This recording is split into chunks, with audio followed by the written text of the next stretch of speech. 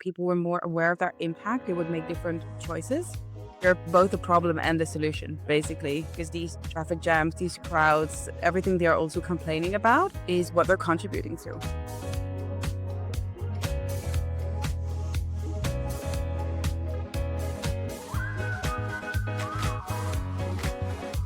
Welcome back to Sustainable Today, Successful Tomorrow, where we explore real-world sustainable tourism stories that actually work. This is our final episode of the first season. We'll be taking a short summer break, but we'll be back to you in September. Today we're diving into a topic that's become hard to ignore: overtourism. Overtourism is one of the most visible and complex issues of today's travel industry. What can we actually do about it? That's what we'll be unpacking in today's episode. To kick things off, and why do you think we've reached a point where some destinations would actually wish fewer people to visit? Because over-tourism impacts local life, damages ecosystems, creates economic imbalance, increases waste. So there's a lot of issues that come with a lot of travelers. And ironically, when there are too many people visiting a place, the people visiting actually also don't like it anymore. So yeah, I can definitely see why destinations are looking to have less visitors. Right, interesting. We'll dive a little deeper into that in a minute. But first, do you have any personal overtourism experiences? Yeah, and I think it's actually one of my first over tourism experiences because like when I grew up, my dad would always take us camping and he is definitely the person that goes where none of my classmates would go. So I didn't really experience like proper over tourism, I guess, until I kind of grew up and traveled independently. But I remember being in Tanzania for my thesis field research where we were also visiting national parks. And I remember looking forward to wilderness and wildlife and to really explore, well, the beauty of National Parks Tanzania. How long ago was this? This was when I was 21, so I guess 10 years ago. And I remember like we were driving into the Ngorongoro crater, which is like a beautiful national park in a crater in Tanzania. And it was packed. Like there was a traffic jam. There's one way in and one way out. And they already did that to manage the vehicle flow. But there was just a traffic jam of safari vehicles just all lining up, slowly passing like cart lions. And it was, well, it was not a good experience at all because you're expecting nature, you're expecting wildlife. But then your reality is a lot of other people wanting the same thing, but then ruining it for each other. Yeah. So I think that was my first experience where I realized there are destinations that have too many visitors and they really need to work on managing it better for both for the destination itself, but also for the travel experience. I can imagine that as your first safari experience, that must have been a huge disappointment. Yeah, it kind of was. Well, there are also different parks that we explored that were less famous, which were amazing. Yes, did make up for it later on. Yeah. We did make up for it. But the Ngorongoro Creative was a disappointment. I can imagine. And it really shows that crowds can definitely change your experience. Yeah, absolutely. Definitely changes how you feel about that particular experience. Yeah, because I would not necessarily recommend it to someone else to go in high season because I didn't have a good time. Yeah. And finally, that brings us to Bali because we moved to Bali in January. Yeah. And Bali is listed as one of the places that is experiencing over tourism a lot Yeah. and is having a lot of issues. But to be honest, we've been here for a while now and I've started to see things a little differently because I feel the over tourism here is quite regional and not necessarily The entire island. no. Because, for example, the southern part where we live now, it's crowded and there's a lot of tourists. But a few weeks back, we took our motorbikes out and we drove 2 hours north Yeah. to Munduk, which is this beautiful mountain village. And it's just 2 hours away, but it's a completely different world. We've stayed in this incredible lodge on an active coffee plantation. And the next day we went out to see some waterfalls. And to be honest, the waterfalls were just as beautiful as the ones we've seen a few years back in Ubud, but we basically had the place to ourselves. Yeah. And it's The- July, so yeah, it's high season. it's high season. Yeah. Certain parts of Bali are overcrowded, but I think it's not necessarily the whole island. No, and I also think that I posted on this on LinkedIn, and someone said that Bali is two islands in one. Yeah. And this is really what it is. Like you have the overcrowded places like Ubud or Nusa Penida that are just too full of travelers, and you can actually see the negative impact, like there are traffic jams, the crowds. It's really not that good of an experience. People joke about being in traffic in Ubud. That's not the reputation Ubud should have. But if you say if you go to Munduk, if you go to Ahmed, it's a whole different world. So yeah, there is really it's two islands in one. I You really love that. Yeah, exactly. So basically, travelers should be spread across the island more Yeah, evenly. yeah, yeah, absolutely.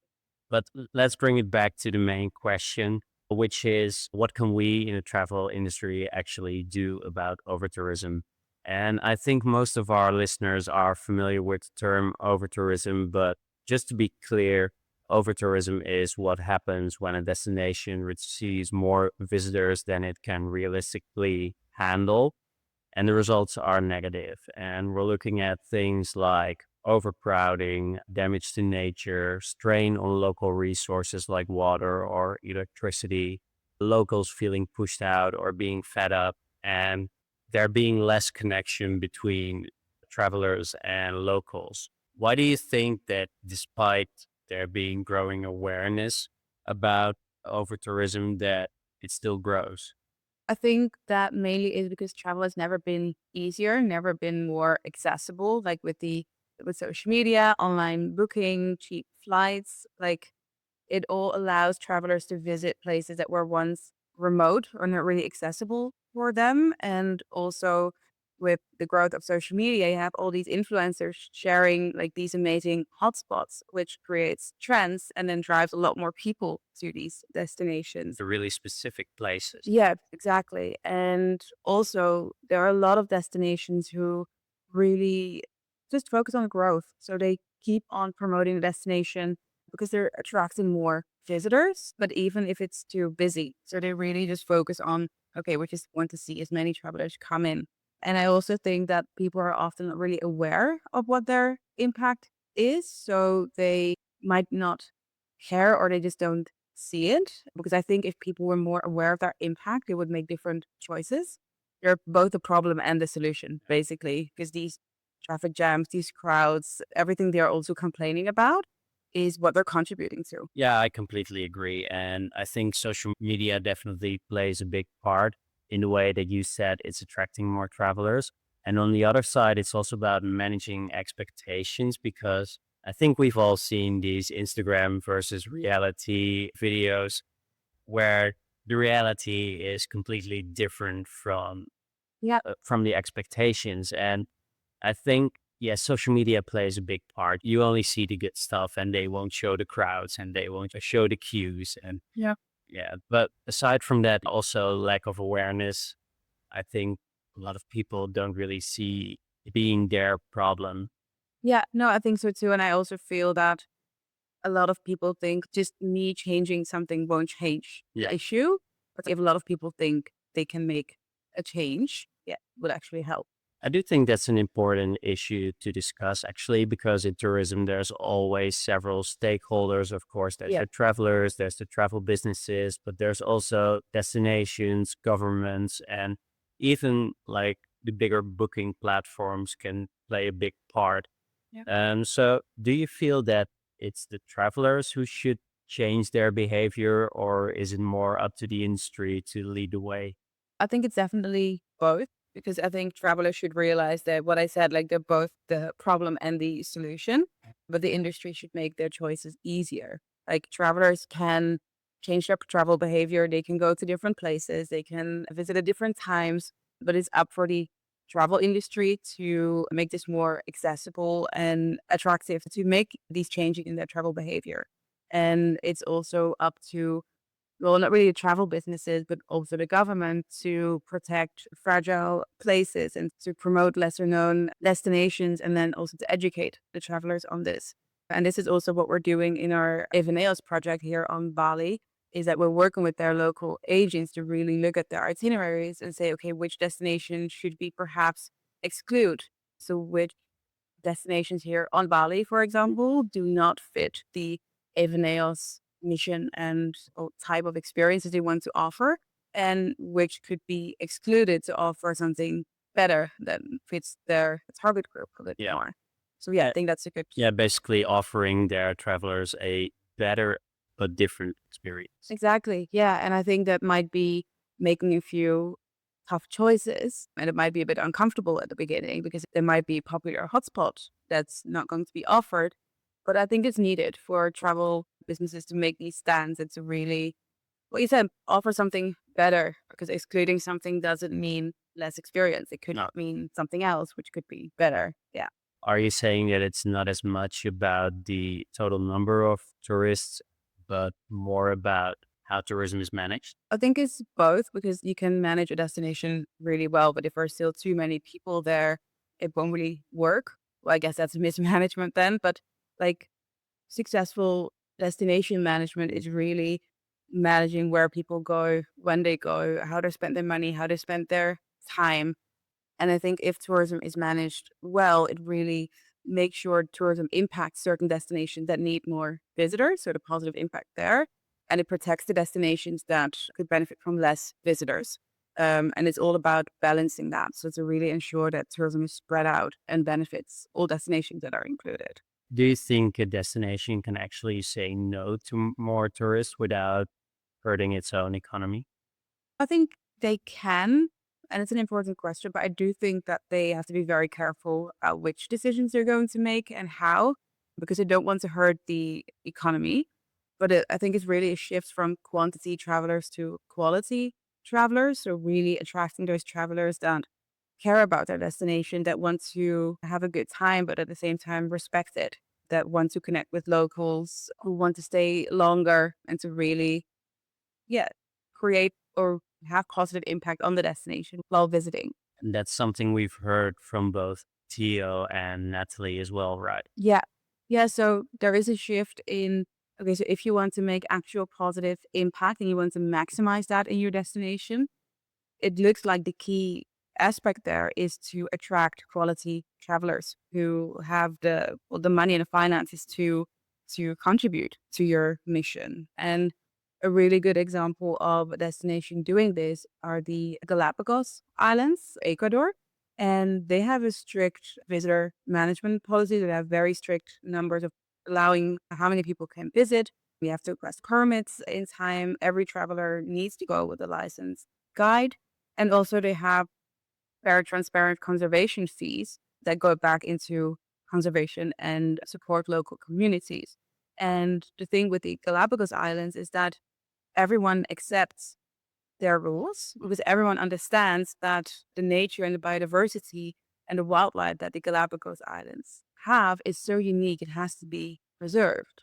And I think more destinations worldwide should realize that what they have is worth preserving and that if they're not protecting it, it could be lost and then they won't have it anything in the future. And I think if you make very strong statements, like if you want to protect this, the travelers will really accept it. But you have to do that as a destination. To be honest, I think there's two sides to this because first, I think the Galapagos Islands is a special case because they've been excluded from outside influence for a long time, and that's why they have the special ecosystems. It's islands, of course, so it's easier to kind of limit tourism and see what comes in. But on the other hand, shouldn't travel be accessible to everyone? And we might have to record a separate episode on this because we can't all be designing travel for the exclusive luxury traveler, right? No, but I also think like a lot of people say like travel is a right. And to some extent, I kind of agree with that. But travel is also a privilege. And if you don't have the finances to positively contribute to a place, then maybe you should go for a different holiday. You can go hiking, biking. There are so many options that you can do on a low budget. So yeah, I think we should definitely have a different episode about this. Like how can you travel sustainably on a budget? But I think For example, here on Bali, like traveling here on a budget automatically means you're Yeah, we've heard the same stories here about locals being fed up with the low budget traveler because they're spending all day at these local rooms with their laptops out, barely spending anything. So, of course, they prefer someone who spends more as opposed to the backpacker style who doesn't have as much to spend. But I don't think that means that there shouldn't be any backpack travel anymore. no, but I also think like what we are focusing also as well is like travel businesses. So how can you attract or how can you build itineraries for certain traveler that yeah, I'm not sure if that's the conclusion, but that as a travel business, you could attract a certain type of Yeah. traveler. And there are still backpack or budget travel businesses, but they do have to make different choices. And I think the way they travel is a whole lot different. And I think we should definitely talk about that a little bit more. But then it's different choices, or it will be an entirely different itinerary to ensure that the budget traveler has a local sustainable experience in a way that they enjoy it and has positive impact on the destination, but it might mean that they can't do the same thing. Yeah, there's so much more to say on this. I want to go back to the role of the travel businesses because there are so many practical ways in which they can combat over tourism. Yeah. But what do you feel are some of the most effective ways to do that? This is also a big part of what we do at the Good Tourism Institute. So we help travel businesses implement these practical solutions. I wrote an article about it, which is 7 practical solutions to combat over tourism. Original. A very original, but it works because that's exactly what people are looking for. This is what it is. I think that's we do practical communication. Yeah, absolutely. Yeah, no, it's how to combat over tourism as a travel business. And I think what's really important is to focus on is spreading visitors in place and time. Mhm. So spreading in place means to encouraging travelers to go somewhere else, so to go off the beaten track. And this doesn't only mean less crowds, that there are less visitors, but also that other destinations receive more income and more impact from travelers. And then at the same time, the traveler has an incomplete different experience. So now that we're working with Bali examples, I have one here is that we have Bali has the famous Tegalalang rice terraces, this outside of Ubud. And it's very famous. They're on everyone's bucket list. Basically, if you look for what to do in Ubud, it's number one. And the rice terraces are beautiful. It's really pretty. But it's also lined up with a lot of restaurants. These restaurants charge you money to actually view from their deck.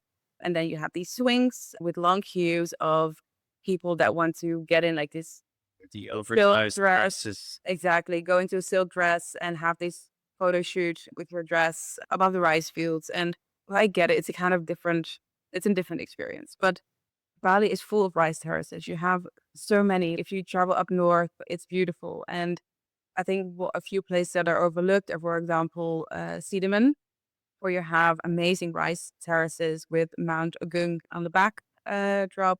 You can actually do rice field walks. You can connect with locals, and it's both a rice terrace, but it's a complete different experience. And one has a lot of crowds and like a lot of buses, even with flows of people coming out to just want to have a look at the rice fields. Or you can go to a different place and just roam around, just experience being time, have a walk, have a drink in a local village. And yeah, I definitely know what I would choose. Yeah, we were lucky enough to visit Bali right after COVID. So we've been to the ones close to Ubud and we practically had the place to ourselves. We have taken the most wonderful pictures we ever had in that place because we could just walk around freely. But to be honest, I don't think I would go back now. I went back with my sister in February. And we left within 5 minutes because it was super busy and yeah, not the experience I had in my mind to share with her. So we went somewhere else. Yeah, I can imagine you should have chosen an alternative. Yeah, we should have. So the other thing you said is time. Yeah, yeah, and spreading people in time just is encouraging them to travel at a different time. So in low season, shoulder season, and again here it's different crowds, less visitors, also ensuring that destination has more of a year round income. And again, it's a whole different experience because when we were here 3 years ago, COVID's not really a low season, but there were less visitors and it kind of changed your entire experience. Yeah, we were here in May, Yeah. which usually is quite busy, Yeah, yeah, exactly. but back then wasn't. So I think you have a whole different experience if there are crowds or if there are no crowds. I Yeah. guess that's the whole point. And also, seasons are unpredictable right now. So we are in dry season right now here on Bali, but it's been raining for the last 2 weeks. So it doesn't guarantee that if you travel in high season, where everyone else travels, that you have the good weather. So it's better to take the chance and to go a bit later, a bit earlier, and to have the benefit of less visitors. And most likely we have good weather as well. Yeah, that's a fair point. So you've talked about spreading people in time and place, but that's just two out of seven strategies. From the five other strategies, which one do you think is overlooked most by travel businesses? I'm not sure if it's overlooked most, but it's definitely something that I feel travel businesses are not doing enough about is raising awareness about over tourism. Because I think, and then especially the bigger picture of impact and actually the impact travelers have when they travel to a destination that's already busy. Because I think if travelers knew more about their impacts, it would definitely make different decisions. Yeah, I think raising awareness is important, but the way you do it can make a big difference. I mean, it shouldn't be overcomplicated. It shouldn't be preachy. No. Just really try to tell your travelers the why about your choices. Raising awareness is really also about making travelers excited about alternative travel experiences that might not be the bucket list experience, but to really get them excited for something else and to encourage them to make better decisions. I understand there's a lot of practical ways to combat over tourism, but I can imagine travel businesses being, yeah, hesitant as well because if you're not offering the highlights or you're focusing more on shoulder season, what is that going to do with bookings? Well, I think there's always a group that's going for the high season, for the highlights. And yeah, I don't think there's too much that can be changed there because there will always be that group that just goes for their or the win, I would say. And also, high season will always be busier than other seasons because you have the school holidays, you have Christmas. So there's not really any stopping that because there will be periods of time where a lot of people have a holiday at the same time. Yeah. So that increases the peak of travelers, of bookings. But I think what's important here is to encourage those people that have the opportunity to travel in a different place or a different time to ensure that they do that. So that they travel in low season and then experience the benefits. And I also think that it's about managing expectations. I think you mentioned it before as well, but it really is if travelers want to visit a certain destination in high season, just tell them it will be crowded.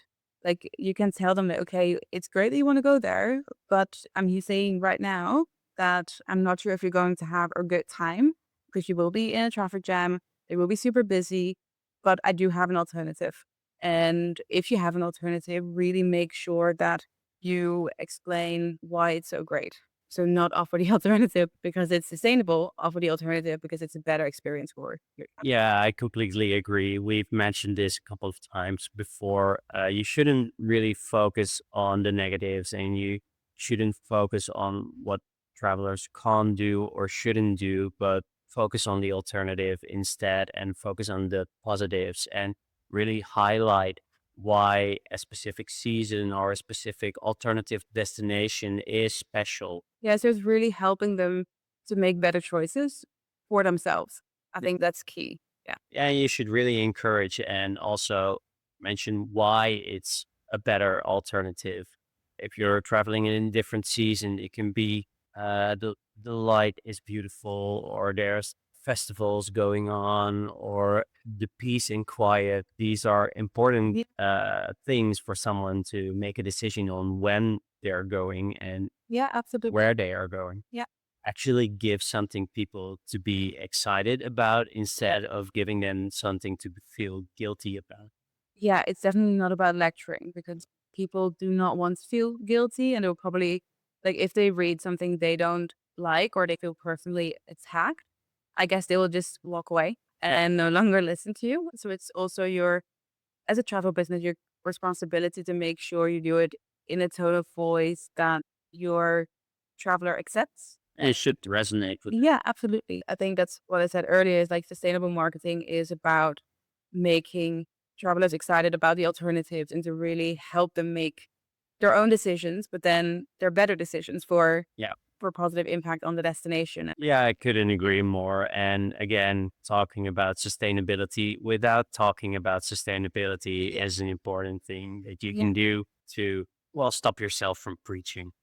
Yeah, exactly. And I think only with this approach you can actually reach your traveler and to be successful in having their travel behavior change. And I think that's the end goal. Yeah, I couldn't agree more. Unfortunately, it's time to wrap up again. So before we sign off, if you had to pick one solution for travel businesses that they should really start working on, what would it be? Well, I think it's kind of a more of a shared effort, but what I would really encourage is to critically look at your travel itineraries and to really see, okay, what am I offering and when am I offering it? Which destinations can I maybe not promote so much, or which destination could use a little bit more? And also with the shoulder season. So really critically look, okay, what am I actually offering? And then also communicate about that in an efficient and also creative way. So what we said to really encourage travelers to go for that. Yeah, I think that's a great place to start. And for me, the main takeaway from this actually is that you said it is about numbers, but I still feel it's mostly about management because managing numbers is also Yeah, that's part of management. So you yeah, can have a big number, but if you spread it out evenly, it's manageable. that's true. And so it's not always about stopping people from coming, but it's more about guiding them. Yeah, I think that's true. And I think part of the role of the travel business is to inspire travelers to, yeah, to do that, to spread out and to experience different things than what they see on Instagram. Yeah, for sure.